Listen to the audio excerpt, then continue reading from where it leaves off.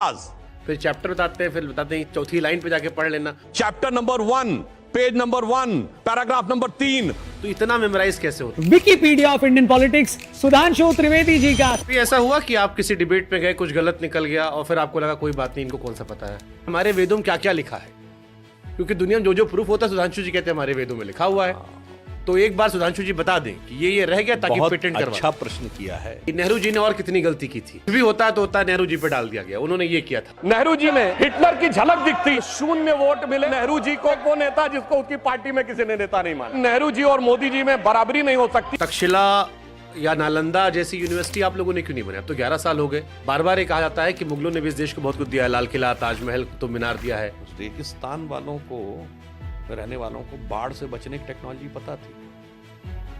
बाकी मैं दर्शकों के विवेक पे छोड़ता हूं। जहां एक बूंद पानी नहीं होता था, उन्हें यह पता था कि बाढ़ से कैसे बचाई जा सकती है, और आपने उसकी लकड़ी भी पता है। चाणक्य ओरिजिनल में थे या काल्पनिक थे? अब ये भी बड़ा चलता है। वो कहते हैं सब काल्पनिक, राम सेतु काल्पनिक है, चाणक्य काल्पनिक है। जो कहते हैं देश कभी था ही नहीं, ये तो अंग्रेजों के आने के बाद हुआ है। तो ये वो लोग कहते हैं जिनको कहते थे UBI, unfortunately born in India. ABCD, American brain confuse देसी। तो मेरे विचार से इंडियन ब्रेन से समझिए। अब बौद्ध इंडिया से गायब क्यों हो गए? बाबा साहब को कोट करके कह रहा हूं, there is no doubt about it that the decline of Buddhism was because of the brutal invasion of मुसलमान। आजकल चल रहा है कि मस्जिद खोदो नीचे मंदिर मिलेगा, वो कहते हैं थोड़ा और खोदो बौद्ध मठ मिलेंगे। भारत आजाद हुआ 47 में, उस समय दुनिया का सबसे बड़ा बुद्धिस्ट कंट्री कौन था? चाइना। चाइना से बौद्ध धर्म को किसने नष्ट किया? कम्युनिस्टों ने या हिंदुओं ने? तिब्बत किसने तबाह किया? सबसे बड़े धर्म गुरु कौन है बौद्धों के? दलाई लामा। उनको जान से मारने की कोशिश किसने की? भगवान बुद्ध की सबसे बड़ी प्रतिमा कहां थी?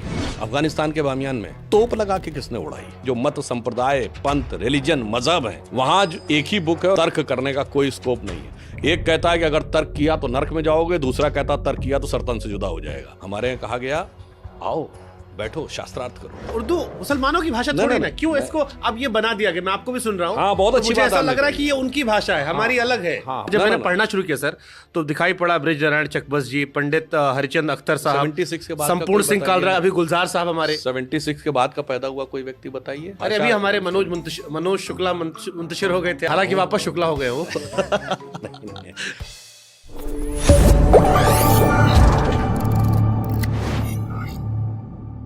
भारत के लोगों से यदि पूछा जाए कि भैया दुनिया में सबसे बुद्धिमान व्यक्ति कौन है, तो जो ज्यादा पढ़ा लिखा होगा वो आइंस्टीन का नाम ले लेगा।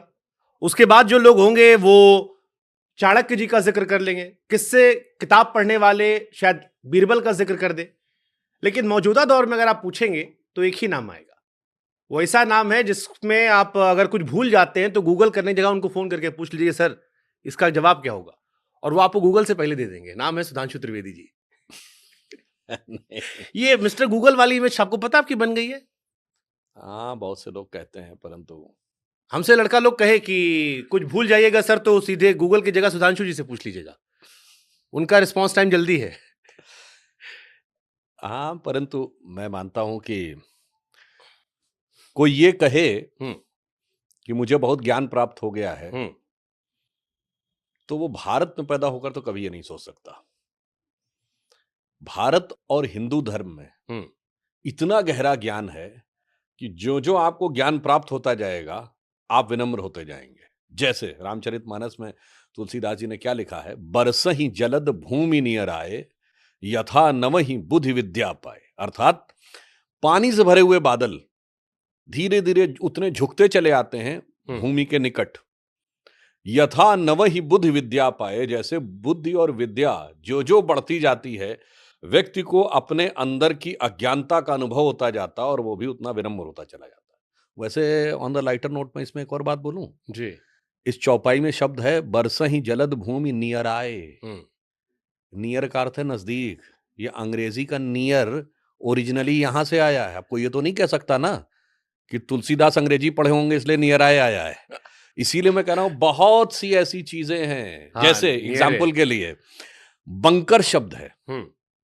अब लोग सोचते हैं बंकर तो अंग्रेजी का शब्द है और यूरोप का शब्द। नहीं साहब, दुर्ग जो बहुत ही मजबूत होता है उसके लिए बंक शब्द संस्कृत में आता है।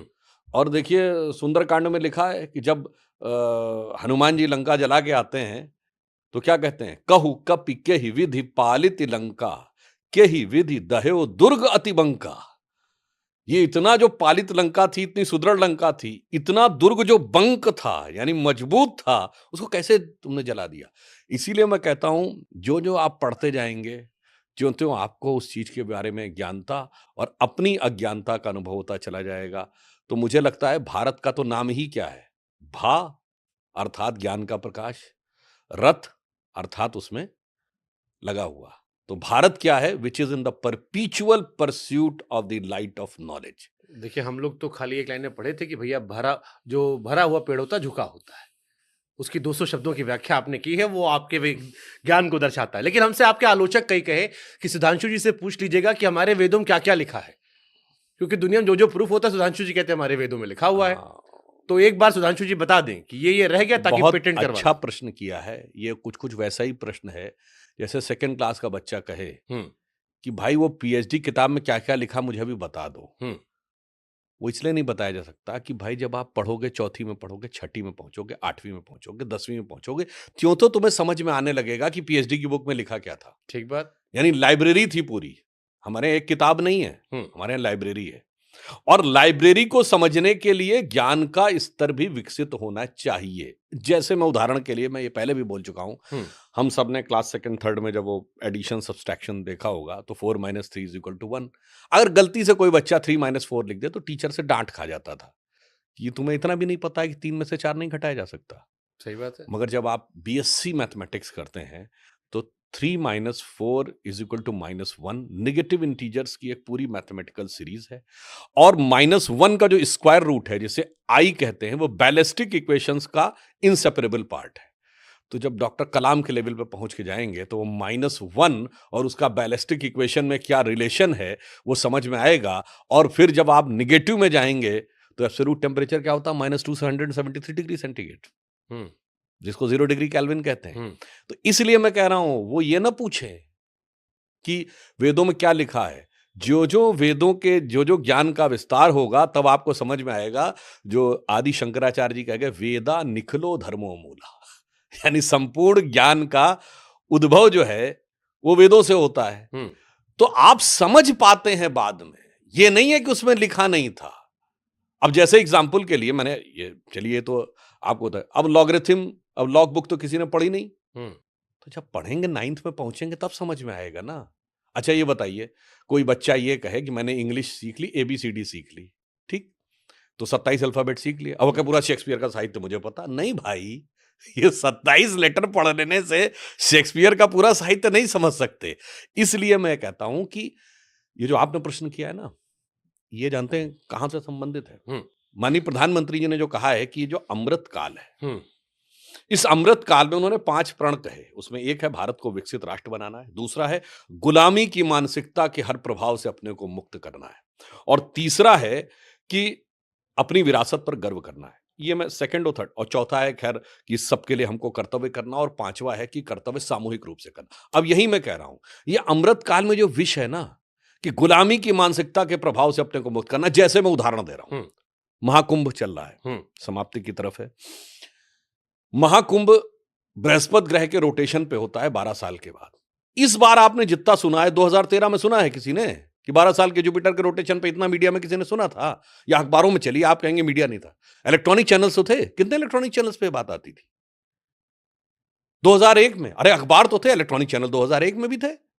1989 में हम लोग बच्चे थे, इलेक्ट्रॉनिक चैनल नहीं थे, अखबार तो थे, मैगजीन्स तो खूब निकलती थी। कभी सुना ना?